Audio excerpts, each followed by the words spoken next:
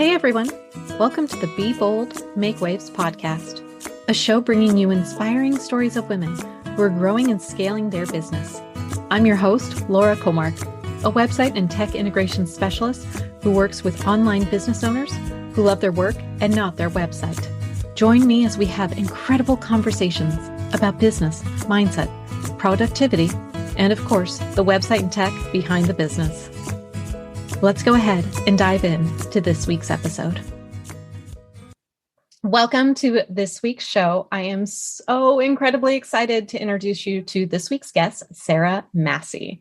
Sarah Masci is the founder of Day Rate Mastery, which is an online company that teaches creative service providers how to work less and make more with streamlined day rate business model. She spent years of running a traditional design business filled with scope creep, inconsistent timelines, overlapping client projects, and eventually resulted in classic burnout, which became the catalyst that sparked Sarah's desire to create a better process. Since its inception in 2019, Day Rate Mastery has helped thousands of freelancers, including myself, rediscover joy in their work and freedom they've lost along the way. Sarah, welcome to the show. I am just so excited to have you here. I can't wait to ask you all the questions and really dive so deep into your journey and everything. Can we start out by kind of talking a little bit about why you started your online business? Yes. Thank you so much for having me. I'm super excited to be here. When you shared that you were launching this, I was like, I want to be on the show. So I'm so grateful to be here. Why I started my business back in 2005, I actually left my corporate. Well, actually, I didn't leave corporate in 2005, but that's when I kind of decided I wanted to start a business. My oldest son was a baby, and I was only spending about 1 or 2 hours a day with him because little ones go to bed early. When they're a year old, they go to bed at 6 o'clock or 7 o'clock. And I was getting home from work at after 5 every day. And so I just knew that that's not the type of mom that I didn't want to be the mom who never saw her child. And so I had to figure out a way to make money, work from home, and, still support the family. And so that was my why. That's really why I started this. I've done many, many, many things over the years. I was not always a designer. I do not have a degree in design. And my degree is actually in marketing, so that has definitely helped. But that was my big why. And it continues to be my why even now today. How many years later? 17 years later, my son is now 17 and I have 3 more, as you know, who are 10, 12, 15, and my 17-year-old. And I'm just so grateful to be able to be here in my home. And even though I'm working a lot and they're around, at least I'm with them and I'm seeing them grow. And I've been able to be so much more a part of their life because I've been home all these years. How would you say that you've been able to design your business around the lifestyle that you wanted?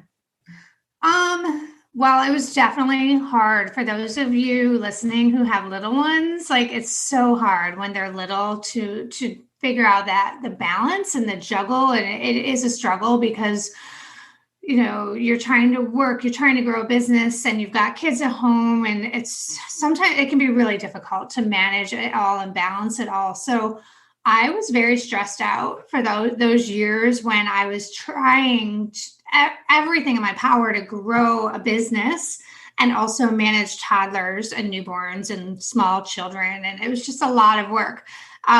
Once my youngest went to kindergarten, it was the happiest day ever for me because I was suddenly I had an entire day to focus on my business, but I was still here for them when they got off the bus, at 3:30 in the afternoon. So it's been, there's really no straight answer. It's always been a struggle to do this with kids around. When they are a little bit older, it does get easier.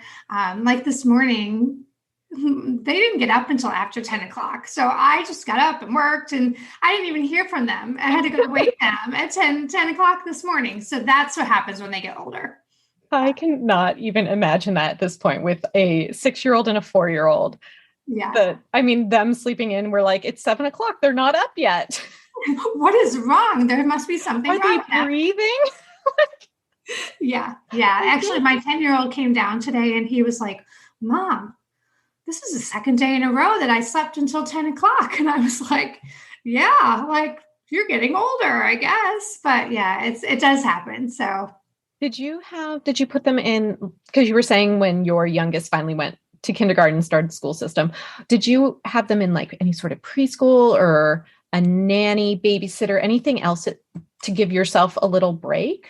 yeah, for sure. I had all of them in some sort of childcare arrangement throughout the years. So some of them were part-time. I think my oldest, we did a nanny share for a couple of years, and then he went to preschool. And then I had my next one, and we did a little bit more of the nanny share and some preschool. It was always a combination of preschool nannies or like in-home daycare. My youngest did an in-home daycare for a few years. My third son started preschool when he was a year old. Like we were just living in an area that had a really great preschool for him for 1-year-olds. And so we always joke like he's the smart one because he started preschool when he was a year old and all that kind of stuff. But yeah, they've always been in some sort of part-time arrangement, but I was still, none of them were ever full-time. None of them were ever like all day. So I still had to juggle, getting them there, picking them up, getting them home, putting them down for a nap. Hurry up, get some work done. Then, you know what I mean? And then that whole cycle starts over again. I know when I first found out about you online, I heard you on a podcast, I heard about day rates, and something that really resonated with me was the fact that you are a mom and you have 4 kids and you have dogs. And I'm like, that's me. She's just, her kids are a little older. But that was something that really resonated with me because I've felt the struggle of where I followed a lot of people in the online space where they maybe don't have kids or their kids were older when they started their business. And I know for me, I've felt a lot like I should be further along. And then I try to pull myself back and be like, but look at what you're doing. And look at, you have the small children at home. You're juggling because it is a juggle. It's not a balance. There is no balance. Right. It's a juggle of all the different things. And like the sudden, like, oh, kids are homesick. Someone has a cough. Cancel all the appointments for the day, move things around on the schedule and just all that unexpected. So I know that was something I really resonated with your story, with the fact that you have children and the mom life and trying to build the business from the time when they were young. Yeah. I mean, for me, like when I hired my first business coach, she did not have children. She was 10 years younger than me, no kids. And she like had this $1 million business. And I was like, she helped me with so many things, but I was always comparing myself to like that kind of crowd of coaches. There was a bunch of them and none of them had kids and they were all just living this single life. And I was like, yeah, but that's not my life. Like there's a reason why it's taken me 15 years, or at the time, 10 years to get to where I was, because I was juggling small children and all of that kind of stuff that came along with it. And, but even now, like being in a pandemic for over 2 years now, yes, my kids are older, but 2 years ago, all of a sudden they were all home after being in school for several years and me having this lifestyle of freedom with them all gone. And then all of a sudden they all came home. And I was like, so thankful for my business model at the time, because it allowed me to do, to still be with them and still help them and support them in the homeschool types and stuff they were doing and still be able to run my business. I love that you brought that up, because I also want to talk more about that, because that was when I found you, was during the pandemic, and you were talking about day rates, and I was trying to figure out, I was making a pivot in my business at the time because the current work I was doing was not going to work with children being home 24/7. And I need to pivot. And I wanted to go back to building websites, and finding out about the day rate model really just like opened up this whole new world for me. Can you talk a little bit about the day rate model and what that is? And I feel like it's a very talked about thing now, but at the same time, I still feel like there are people who don't fully understand how that works. Yeah. So day rates, VIP days, intensives, pretty much all the same thing. Just to kind of clarify and put that out there, I feel like a lot of people call them different things. And so really essentially what it is compressing a long project, a big long-term 6, 8, 12-week project into one day and getting everything done in 8 hours versus 8 weeks, for example. Like for me and for you, or like a website in a day, or maybe 2 days, really depending on the size and the scope of the project. But it's essentially packaging all of that work up and getting it done in one day rather than stretching it out and having to go back and forth with your client through email over and over and over and chasing down things and dragging things out for weeks at a time. Because what I found was it's just not an efficient way to work when you're juggling all of these clients every single day and you get to the end of the month and nothing is done. Nothing is actually done. You're still in progress with all of these clients and just feeling like you're working all the time, but you're really not getting paid because none of the projects are actually getting finished because there's always that scope creep and all of that back and forth that ends up happening that is never planned for. So it's getting everything done in a day and getting paid upfront for a day and being able to charge premium prices, because not only is it more convenient for you as the service provider, but it's also an amazing experience for the person who pays for it. And they're getting your undivided attention. They're getting their outcome delivered in one day versus waiting 3 months for it. They get to be an active kind of participant in the process. So there's all sorts of benefits for both sides of the transaction. So, yeah. And so in changing your business model to day rates, how did that kind of help with your family life? So I was used to doing projects in a full day, like at 8:30 a.m. until 3:30 p.m. Basically, I would put my kids on the bus at 8 o'clock. I would come home. I would sit down and start working. I would work with one client all day, wrap up at 3:30. My youngest would get off the bus at 4. It was like perfect. It could not have been more perfect, right? And I did that usually 2 days per week. And then the other 3 days I was working on my own business, doing marketing, whatever. And then all of a sudden the pandemic starts and now they're home and I've got distractions literally all day long because everyone needs me and needs something. And so luckily my husband was also home. He came home because of the pandemic as well. And so we worked out an arrangement that he would help the kids in the mornings and I would help the kids in the afternoons. We did that for a while. And so what I did was I took my VIP day, all of my VIP day clients, and I turned them into half days. So while in the mornings, I would work, 2 half morning, right? 2 mornings, and I would get 1 day done. So I did a lot of that. And then what I also discovered, kind of realized over time was the way the school was sending work home, the kids did not really have a whole lot to do on Fridays. And so I decided just to make Fridays be my VIP day. So I stopped doing the half days and just started booking clients on Fridays. And so it was kind of the kids had their free for all day. They could do whatever they wanted. I would help them all week. And then on Fridays was like my day. I closed my door and was able to just focus. At what point did you turn that into the course? Before the pandemic. Okay. Yeah. So I actually launched the course in July of 2019.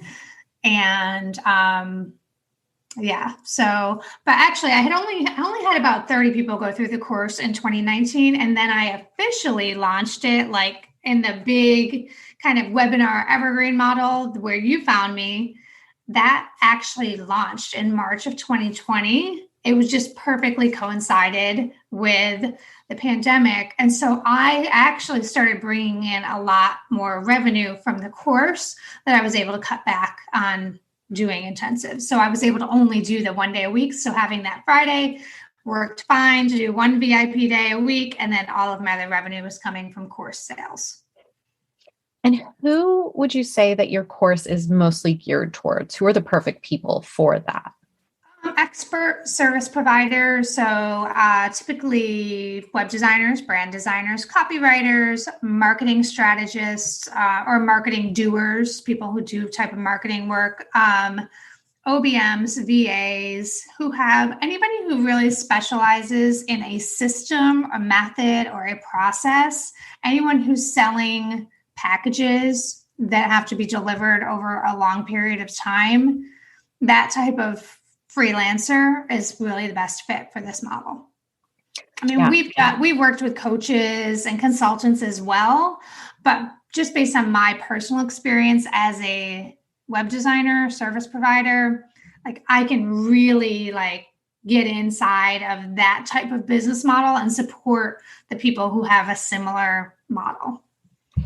I know I found when I joined your program that the community was so strong and so amazing. And at that point, that was in 2020. And then at the end of 2020, you had launched more of a coaching program. And there was about 30 of us that had joined that. And that to me was like, it was the perfect timing. I'd been in business. I mean, I started my business in 2015 when I got laid off unexpectedly and was just kind of thrown into like, I'm about to have a baby and I need to figure out how to grow business. And I spent so many years looking for my people and trying and not finding like a community.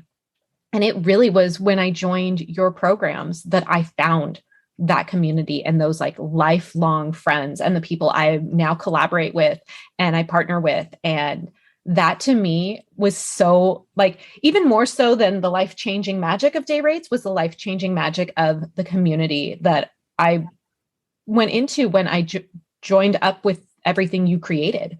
And that to me was like, it was huge. It changed everything for my business. Yeah. Having those connections in business is so like you said, it's life-changing. I mean, it can be really lonely, right? Mm-hmm. And you probably experience this the first few years when you don't have that group or that core, like whether it's a mastermind or a coaching community or even just biz besties, it is so lonely because your spouse has no idea if you're married. Like, well, I don't know about you. Well, I know about you, but like my husband is just like, has no idea what I'm talking about. And as I've been trying to kind of bring him into the business, I'm like, I feel like I have to explain every little thing to him and he just doesn't get it. But yeah, I agree that we definitely have attracted like a really amazing group. I think everyone just resonates so well with each other because everyone's experienced a lot of the same struggles and frustrations as a freelance service provider and can really just like get on the same page with each other and form those tight connections. Yeah, I mean, because also like you talked about how when you first started your business, you were also raising children and motherhood is very lonely. Mm-hmm. And then adding on top of that, okay, I'm starting this business and that's very lonely because I don't really know what I'm doing. I'm trying to just wing it. And again, until you find that network, it's hard. It's really hard. So thank you for creating these amazing community that you created. Just the people that are drawn to you are definitely like my people I found. So that has really been incredible for me. I would love to talk a little bit about how your business has pivoted. We talked already about how you were doing the traditional projects and the burnout with that, and then transitioning over to day rates. And then we've touched a little bit on how you had created the course and a coaching program. Can you talk a little bit about just kind of the waves of your business?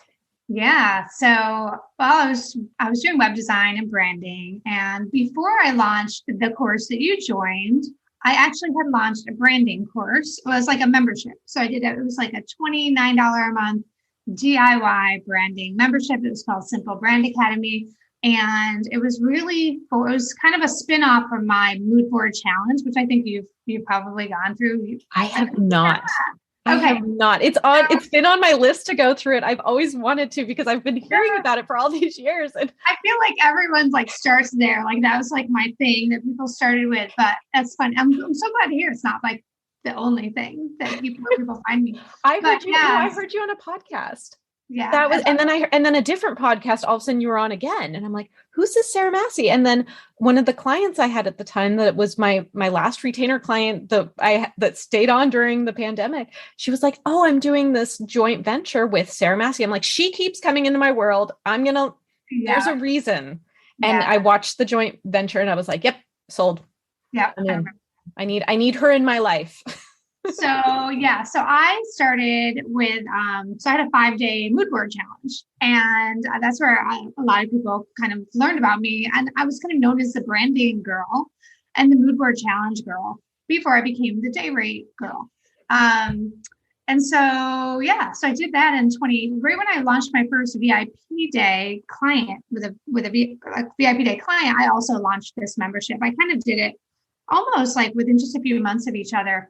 And I ran that course from like the summer of 2018 and through about the summer of 2019.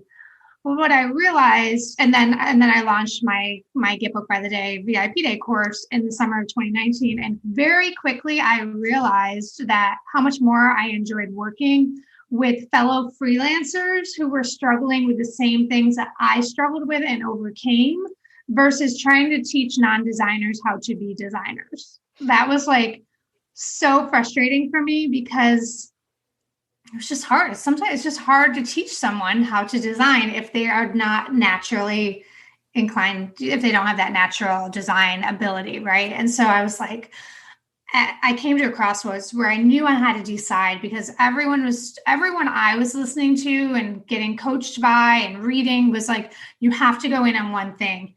You've got to become known for one thing. You can't be serving two completely different audiences with two completely different programs. And it was so different that I was like, okay, I have to pull the plug on one of these. And I knew, I was like, I love working with other people who are burnt out and frustrated from these long drawn out projects. So I pulled the plug on my branding course and went all in on my VIP Day course. And that was July of 2019. And really have just like kept that in the back of my mind and really try to keep my blinders on all these years, like stay focused, play the long game, rinse and repeat, launch, rinse, repeat, launch, rinse, repeat, because that's how you become known for something. That's how you become the guru or the influencer or the expert, is by just staying with it, even when it feels hard. And even when you have all these other great ideas as a business, as a CEO or a business owner, we have a million ideas, but really being able to stay focused on one thing has really helped me to kind of get to the level that I'm at.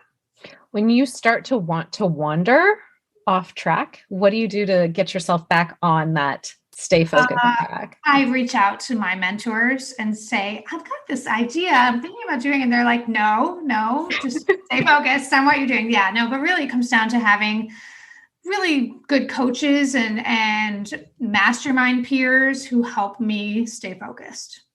At what point in your journey did you start joining like masterminds or coaching, all that stuff? So I've been in a lot of like higher ticket courses and coaching programs. I started those in 2018.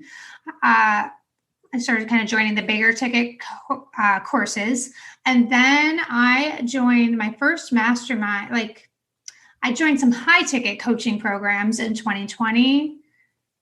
And then 2021 is when I joined the mastermind that I'm in now. And that's like the only official like mastermind that I would say I've been in. So it was, a little over a year ago. How do you feel that joining the coaching and the mastermind groups programs have changed your business?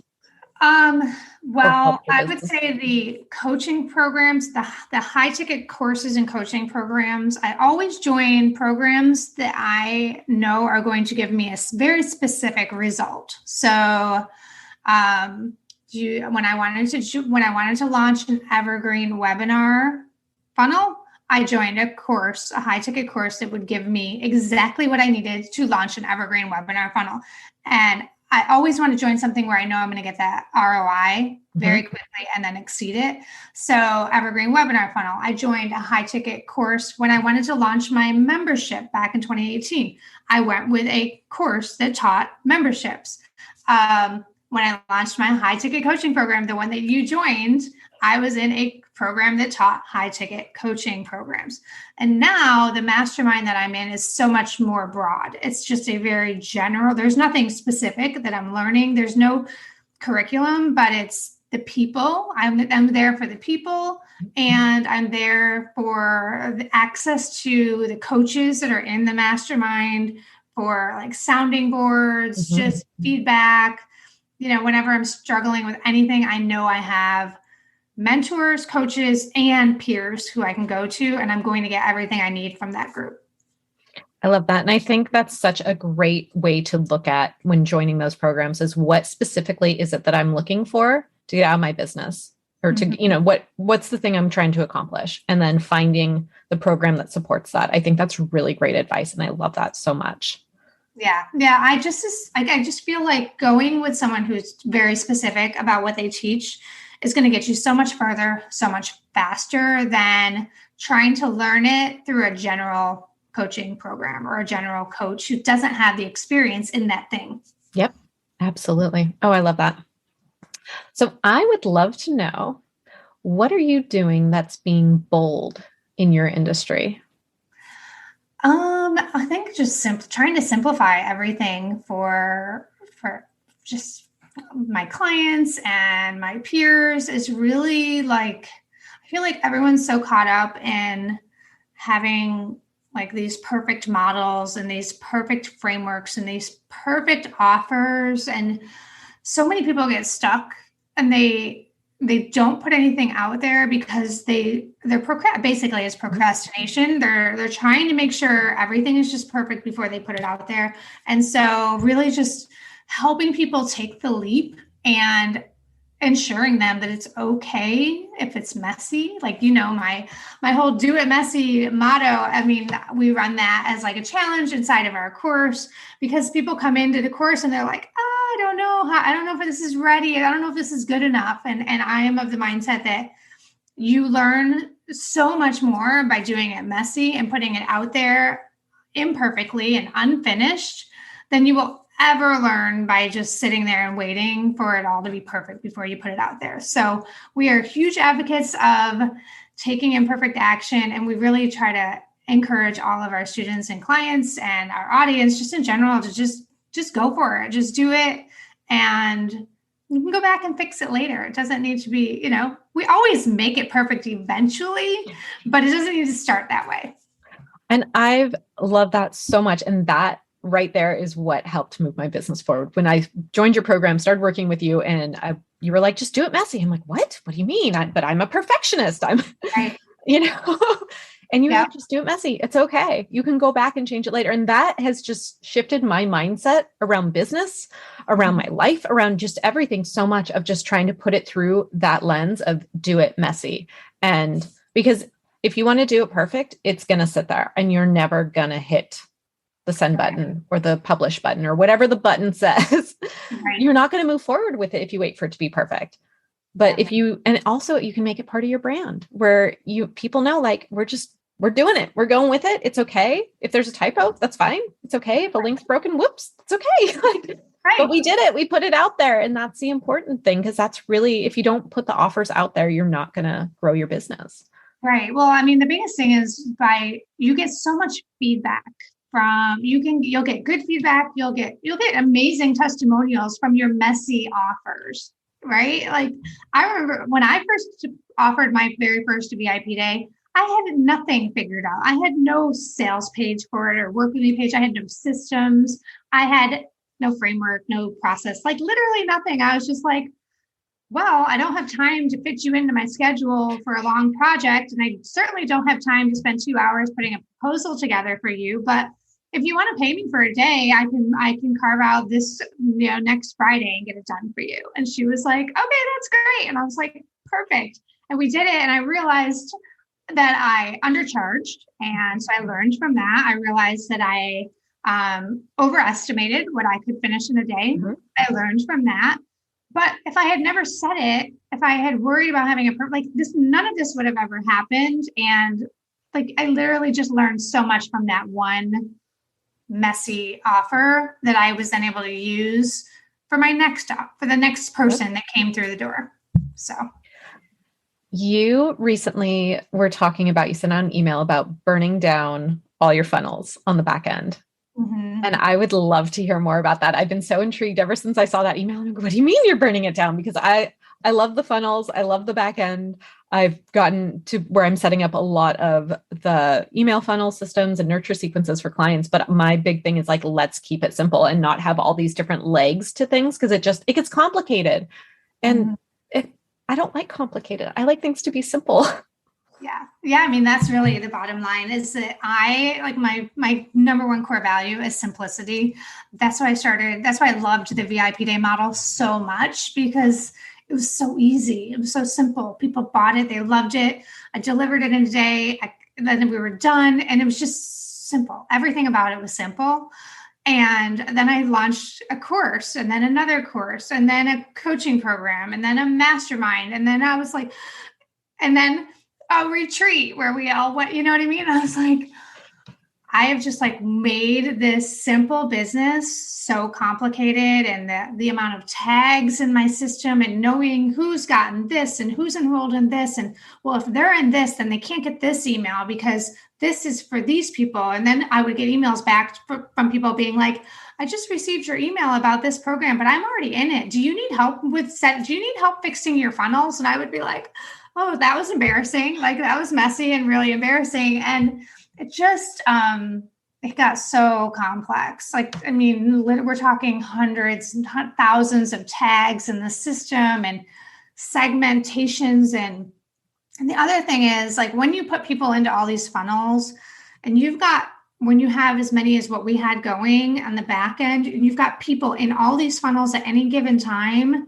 And then there's like a world event or something happens and you're all of a sudden you're kind of showing up as tone deaf because you're not acknowledging any of that stuff in these funnels. And some people then people end up in two funnels and they're getting two different emails a day. And it gets very like, I don't know, it just didn't sit well with me. It felt almost like dishonest. Like people thought that I was really emailing them, but I wasn't because it was all automated. And so I wanted to go back to just keeping it simple and really sending out one email a week to everybody on my list, no matter where you're at in my customer journey. If you're a customer, if you're not a customer, if you are my highest level customer, you're going to get the same email from me. And this way I can talk about what's on my mind. I could talk about current events. I can share some sort of inspiration. Like I can do whatever. It's like, I get to make the rules and I get to say whatever I want and do whatever I want. So I won't say that I'll never create another funnel again because funnels work.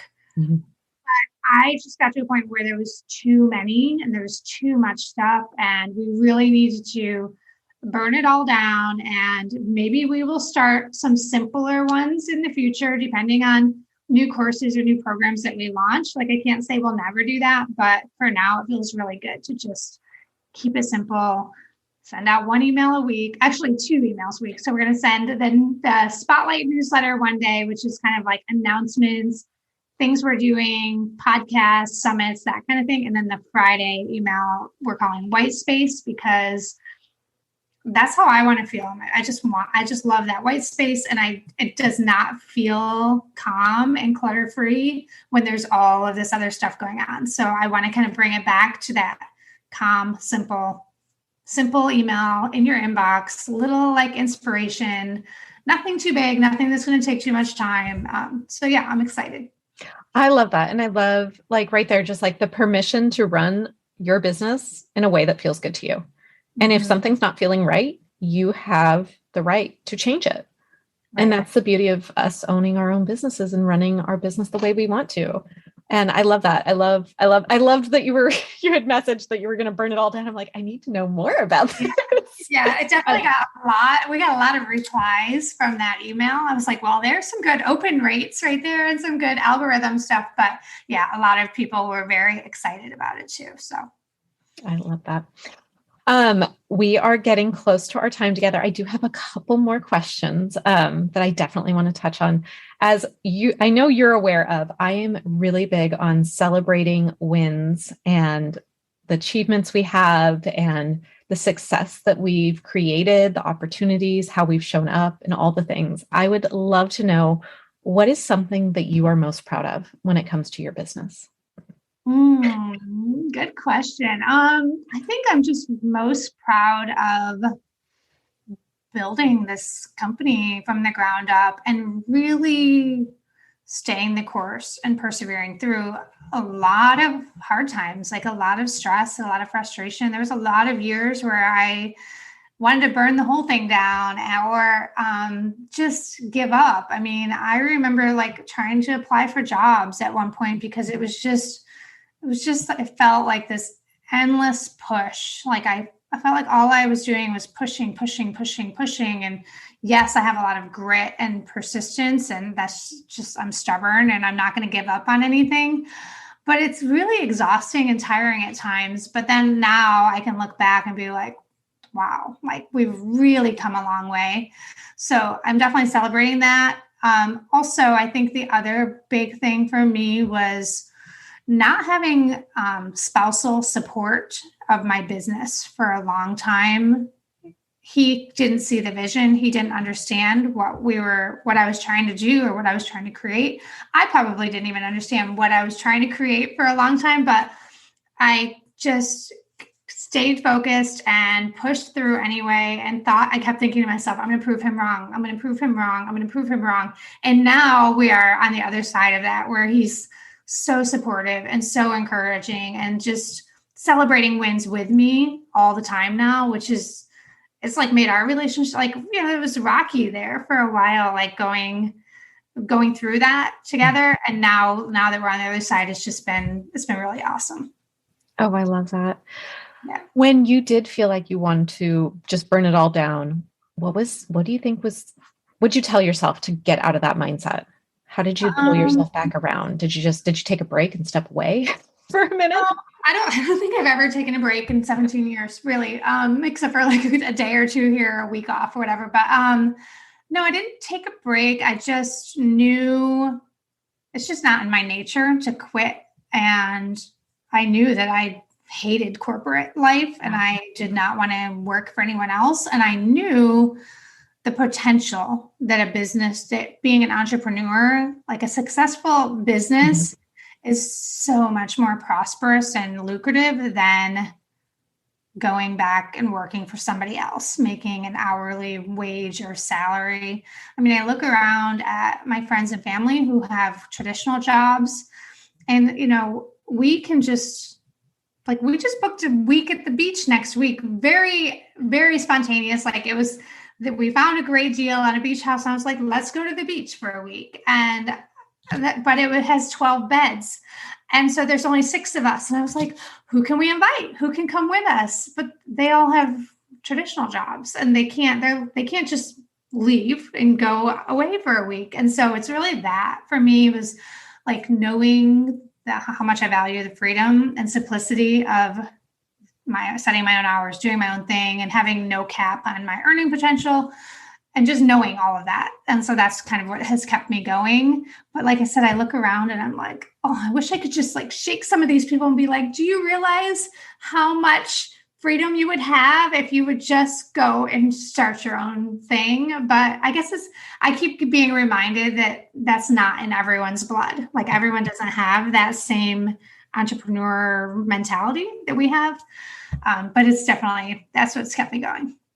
I have a neighbor that I'll see when we're out walking dogs in the morning on Friday. He's always like, Friday. I'm like, man, I love my job. I love what I do. I don't necessarily look forward to Friday. I really love like showing up for my clients and like the client work that I do. I find it exciting and exhilarating and like I'm in my zone and it feels so good and fulfilling. Like my cup is full. I don't have that like, oh, corporate, I hate my job. I hate what I do. You know, oh, thank God it's Friday. Like, I don't have that feeling. I know. Which is so interesting. Like when you talk to the corporate people. Yeah. And you want to be like, I'm sorry. Like, I don't even know what to say half the time. I'm just like, sorry. Like if you want to start a business, just ask me and I can help you. But it's like, yeah, it's hard. Definitely. Having real life friends. I mean, all of our real life in-person friends are in traditional jobs. Yeah. Oh, that's interesting. Yeah. I mean, my husband has his own business and for forever. I don't know if he's ever worked a corporate job. Yeah. So and then I was raised, my parents had their own business. So I always knew one day that I was going to do something outside of corporate that was my own business. It just took a little time to figure out exactly what that was. But That's yeah, awesome. definitely the freedom for me is that we could take off at any point and go. I mean, when my oldest Olivia was like 15 months old, we went and took off for Europe for a month, traveled around Europe, went around Italy and Sweden, went and saw the Swedish family. And, we could do that because Yeah. I mean, I can't tell you how many times when my kids were littler, they were still in school. My youngest was not, but I remember being like, we should just move to another country because why not? We can homeschool you. You can homeschool the kids. I'll run the business. Like, what's the big deal? And my husband is he needs stability. He needs structure. He needs routine. And so we never did that, but that was always like on my list, my wish list. Yeah, absolutely. Okay. So my final question for you today is I would love to know, for anyone who's just starting out in their business, what's one piece of advice you would give them that would help them show up bolder, make waves in their business, and just really help them move forward in building their business? And maybe it's some advice you would give yourself if you could go back. Yeah, if I could go back and give because this is year 17 for me, so it's taken me a long time to. There was a lot of years of struggle, and a big part of that struggle was me being afraid to show up, put myself out there. Like I was always great at what I did, but I was always like shy and introverted and uncomfortable with sharing openly and doing podcast interviews and doing trainings and teaching people. I remember one person was like, you really should start teaching what you do. And I was like, there's no way. Like, I can't record a video. What would I even say? I would stutter over my words. And it was like, I truly didn't believe that I was capable of coaching and teaching and being a mentor and running like bigger programs like this.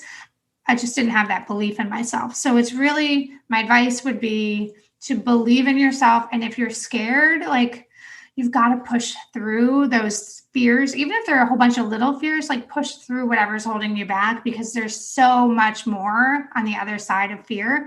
And it's in that discomfort that we gain confidence, we get clarity on what it is we're here to do. And when we get that clarity, we're more confident about it, and it just propels you forward that much faster. Oh, so good. Oh, Sarah, thank you so much for coming on the show today. Can you let our listeners know where they can find you online and get more Sarah in their world? Yeah, so they can go to sarahmasci.com. That's the best place to find me. If they want to learn more, well, everything pretty much on my website is about VIP days. So if they want my checklist, my smaller course, my bigger program, like all of it is on there. So if you just go to sarahmasci.com, you'll find all of that. And I'm also kind of on Instagram. I hang out there a little bit here and there.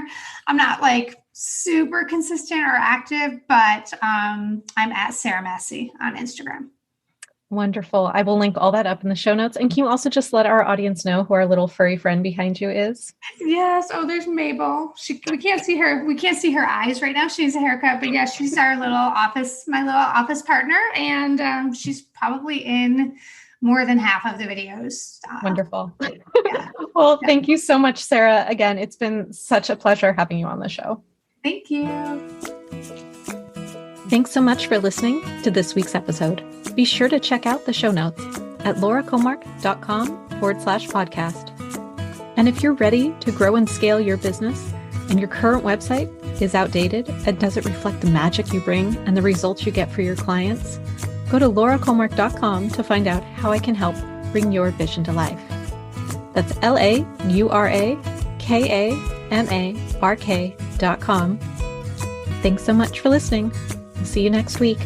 Bye now.